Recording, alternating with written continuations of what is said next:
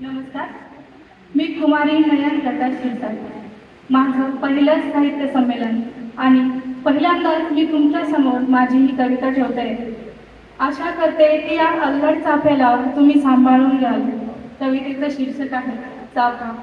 माझ्या, तुमच्या आणि इथल्या सर्वांच्याच मनात एकदा तरी फुललेला असा हा अल्लड चाफा।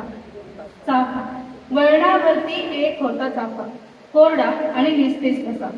वळणावरती एक होता चाफा, कोरडा आणि निस्तेज जसा, होता एकटा आणि अनोळखीचा, वर्षानुवर्ष उभा होता तसा।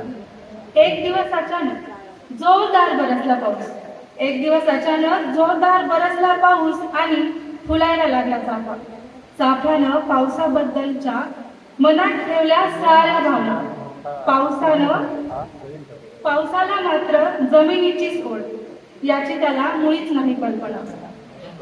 पावसाला गाठायचा जमिनीला जसा बरसला मातीत गेला सामावून, पावसाला गाठायचा जमिनीला जसा बरसला मातीत गेला सामावून। चाफ्याचं काय घेऊन बसलाय तो, त्याच्या नशेतील सदाच वैशाखाचं ऊन। शेवटी मनातलं राहिलं मनातच आणि एकटा पडला वळणावरती उभा, कोरडा आणि निस्तेज असा अनोळखीचा चाफा। धन्यवाद।